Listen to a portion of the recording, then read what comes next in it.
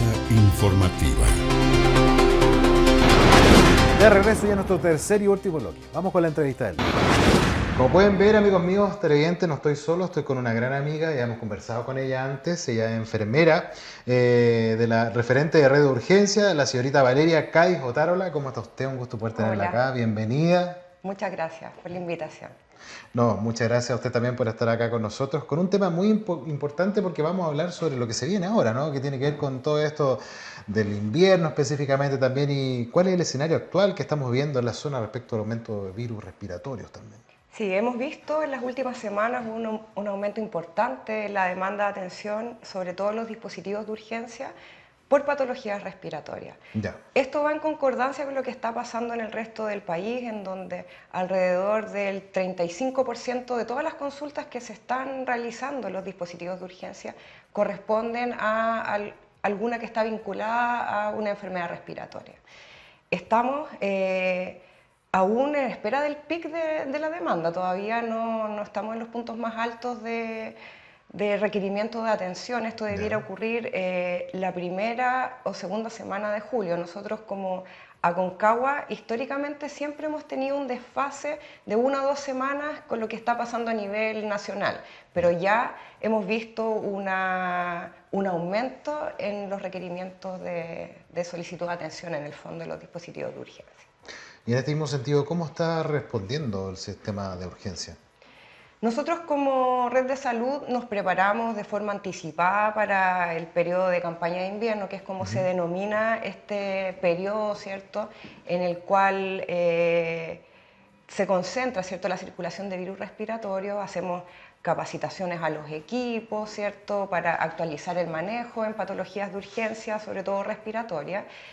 Existen también planes a nivel del Servicio de Salud Aconcagua y de los establecimientos para ir reforzando personal de acuerdo a lo que se vaya requiriendo, ya que puede ser por una parte incorporación, por ejemplo, de kinesiólogos en las unidades de emergencia, que es un recurso humano que habitualmente no tenemos como parte del staff en la urgencia, pero en este periodo es muy importante porque nos ayudan, ¿cierto?, con algunos pacientes que de repente están como medio límite en los signos vitales desde el punto de vista respiratorio y ayudan con sus maniobras kinésicas, ¿cierto?, a que mejore la mecánica ventilatoria y así esos pacientes pueden irse a la casa con manejo ambulatorio en el fondo.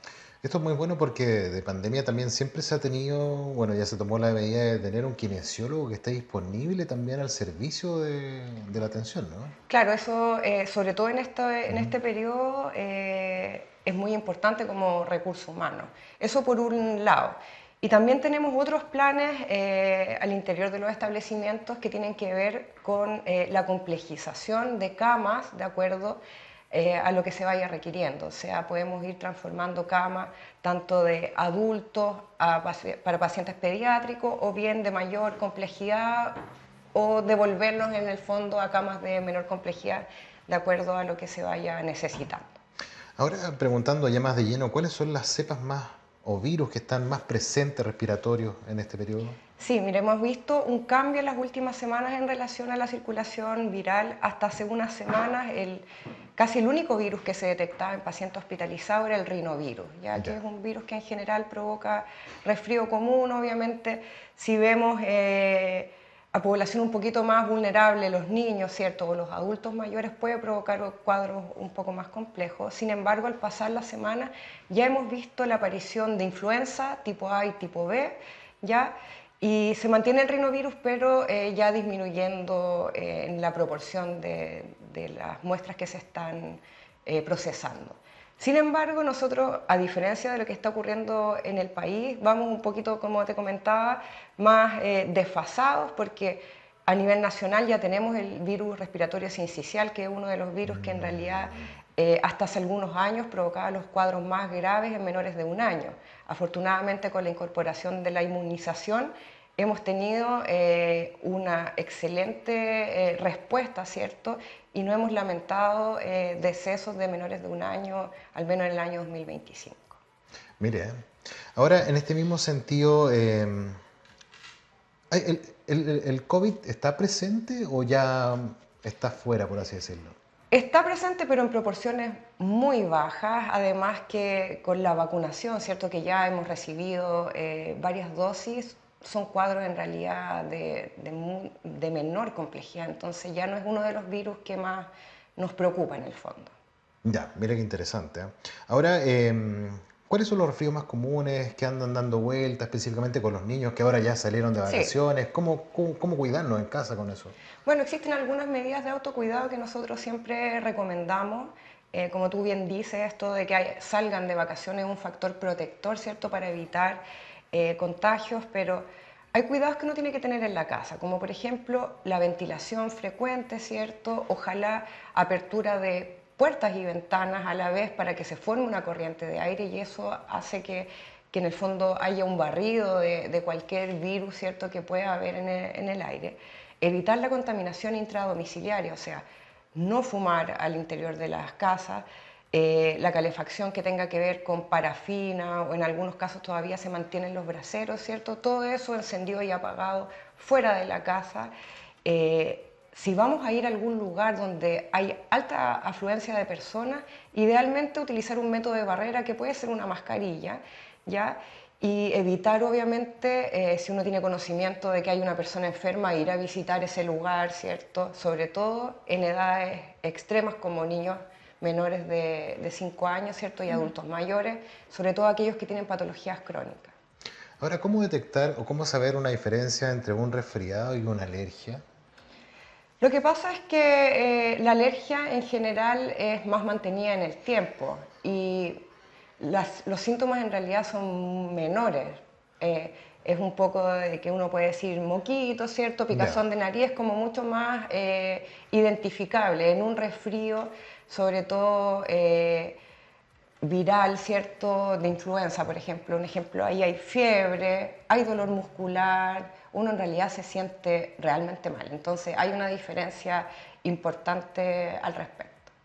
Ahora, ¿cuál es el nivel de decisión que se puede tomar en la casa frente a un niño o un adulto mayor y tomar la determinación? Sí, esto es para ir a un servicio de urgencia.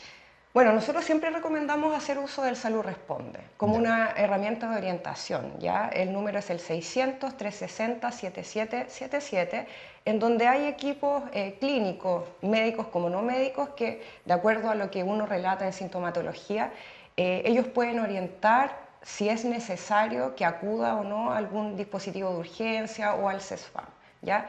Existen obviamente los primeros 3 días de una evolución normal de un resfrío común, ¿cierto? En que uno obviamente se va a sentir mal, puede estar congestionado, puede o no tener fiebre.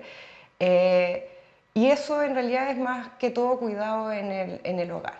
Pero hay algunos signos de alerta que uno debería considerar en niños sobre todo y adultos mayores.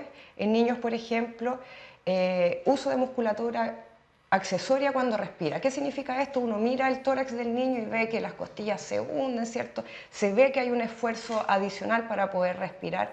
En algunos casos se ve la nariz que se mueve, el aleteo nasal, ¿cierto? Falta de apetito, ya a veces incluso somnolencia, ya, y fiebre que no ha bajado ya al tercer día. Esos son algunos factores que uno podría considerar para consultar en un dispositivo de urgencia.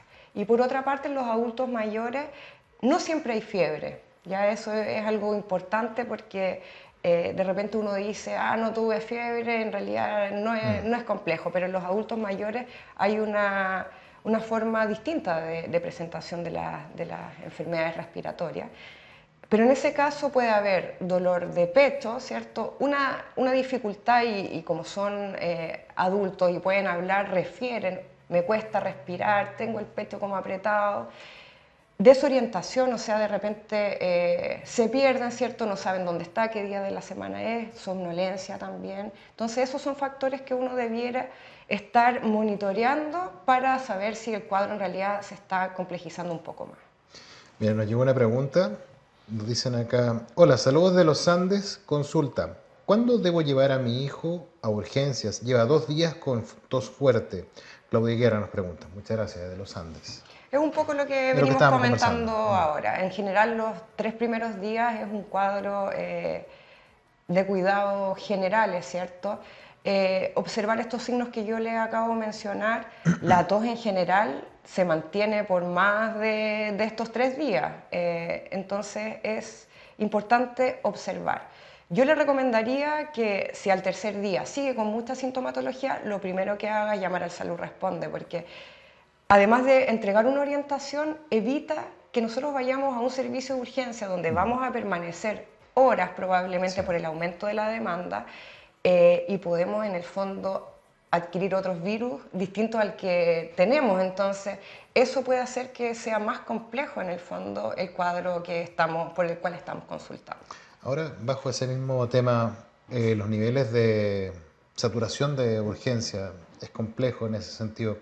Tratar de evitarlos, obviamente, con el fono, que es muy importante, pero también la gente tiene que tener una responsabilidad frente a esa situación de no llegar e ir de inmediato a un servicio de urgencia, sino más Sí. bien tratar de no automedicarse, pero sí por último tener la precaución de no tomar una decisión de ir de inmediato a un sistema de Claro, urgencia. como tú bien dices, Hay otros sistemas también. sí, como tú bien dices, es importante que aquí haya una corresponsabilidad. O sea, nosotros como red de salud nos preparamos, ¿cierto?, para poder entregar las prestaciones, pero también la comunidad es importante que haga un buen uso de la red de urgencia. Nosotros hacemos monitoreos semanales de qué es lo que está ocurriendo del aumento o disminución de, ¿cierto?, de la demanda, pero también un indicador que seguimos es el abandono del proceso de urgencia. ¿Esto qué quiere decir? De las personas que están consultando, cuántos se están yendo a su casa sin recibir atención. Ya y en esta última semana, 15 de cada 100 personas que están consultando en algún dispositivo de urgencia hospitalario se van sin ser atendidos. Y si miramos el detalle de esto, son pacientes que consultan por cosas de menor complejidad, o sea, no deberían haber llegado a la urgencia. Muchas veces tienen que ver con dolor lumbar de más de una semana de evolución, por ejemplo, una alergia que tengo hace 2 o 3 semanas, entonces son cosas que no son pertinentes de resolver en este nivel de atención. Entonces, como mencionamos, primero Salud Responde, luego hora de morbilidad en CESFAM, eso es lo que se recomendaría. Y para afecciones de menor complejidad tenemos los dispositivos de urgencia y atención primaria, ya que son los servicios de urgencia rural, que nosotros acá en Aconcagua contamos con 5 de ellos. También tenemos el SAPU, el Servicio de Atención Primaria de Urgencia, que está ubicado acá en San Felipe, Segimundo y Turra. Y tenemos también el servicio de alta resolutividad de urgencia en Centenario, ya que también está para atender afecciones de menor complejidad. Ahora, ¿cómo podríamos hacer un llamado a las personas que se automedican en casa? Que eso no corresponde. No, o sea, en realidad hay como una amplia gama aquí de a lo que nos referimos de automedicación, porque el tomar un paracetamol para en realidad disminuir alguna molestia como cefalea o un antigripal, se puede hacer cada 8 horas, ¿cierto? Pero hay personas que empiezan con sintomatología respiratoria y toman antibióticos. Y eso es algo totalmente irresponsable desde nuestra parte, porque estas bacterias que están provocando estas enfermedades se hacen resistentes. Entonces, si yo tomo antibióticos, por ejemplo, y, y por un periodo que no es controlado por un médico, por ejemplo, es bastante frecuente que toman 2 o 3 días cuando el tratamiento, por ejemplo, para una neumonía es de al menos 7 días. Entonces, ¿qué es lo que hacemos? Que esas mismas bacterias se hagan resistentes a estos fármacos. Entonces, el llamado es cuando hay enfermedades respiratorias más complejas, siempre tener una consulta médica para que nos puedan, en el fondo, indicar de manera, con exámenes, ¿cierto?, cuál es el tratamiento adecuado que se requiere. Ahora, ¿qué pasa con esos adultos mayores que, bueno, muchos de ellos viven solos, no tienen cuidadores y tienen alguna duda a medianoche y quieren saber cómo poder atenderse frente a esta situación o sienten malestares? O ¿Cómo lo sea, pueden hacer? o sea, el Salud Responde una alternativa. Hoy en día la mayoría de las personas, hasta los adultos mayores, manejan celular, Sí. ¿cierto? Y esa es una herramienta, como te mencionaba, de orientación, donde les van a indicar, ¿no? Sabe que en realidad cuidados en el domicilio o si debiera ir, o en realidad usted está evolucionando bastante rápido un cuadro que puede ser grave y en ese caso muy probablemente van a decir llame al SAMU, por ejemplo, para que lo lleve a un dispositivo de urgencia. ¿La vacunación sigue funcionando sin ningún problema? Sí, seguimos en la campaña de vacunación, estamos cerca ya de la meta que tenemos para el mes de junio. Sin embargo, hay algunos grupos de las poblaciones definidas como objetivo que todavía están bajos, ¿ya? Sobre todo en la vacuna contra la influenza. Tenemos como población de riesgo a mayores de 60 años, que todavía tenemos un porcentaje que está bajo el 60%, y también tenemos a niños entre 5 años y 6 meses, que también ahí estamos un poco más bajos. Pero en términos globales estamos bastante cercanos a la cobertura nacional y a las metas que se nos están pidiendo, pero es muy importante que las personas que todavía están ahí rezagadas, que tienen ahí algunas dudas, acudan, porque si bien una vacuna no va a impedir que nos enfermemos, ¿cierto? De influenza, por ejemplo, sí va a ayudarnos a no tener un cuadro más grave y complejo de esta enfermedad.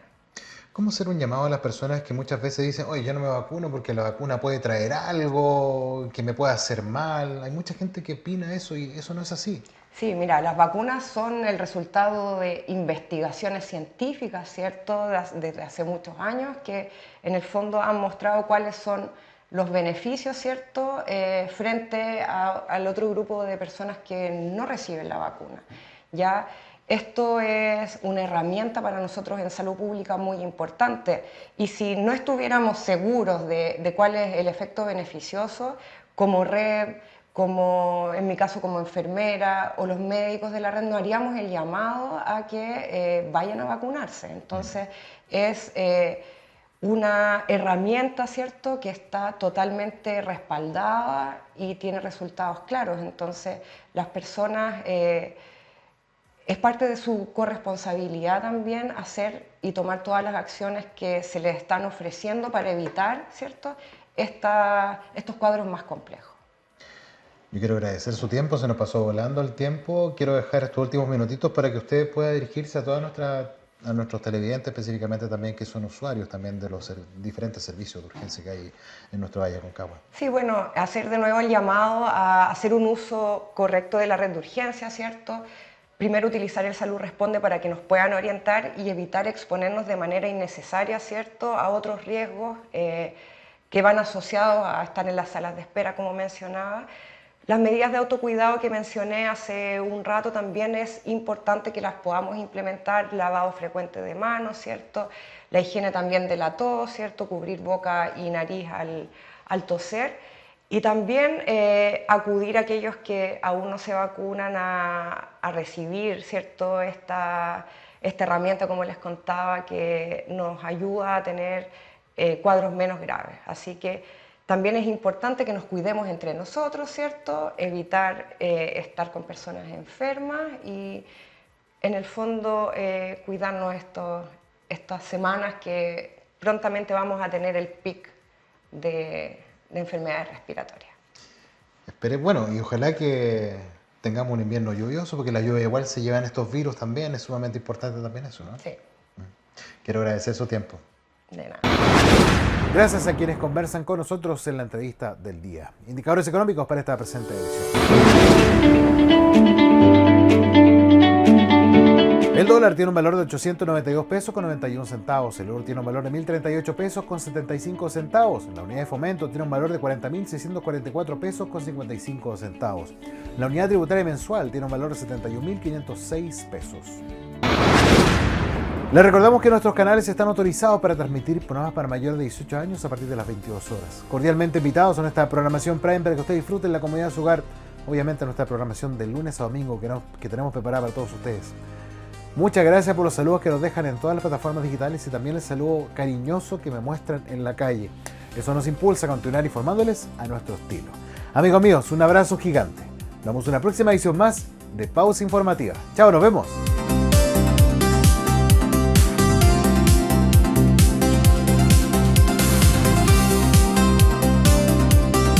Presentó Pausa Informativa.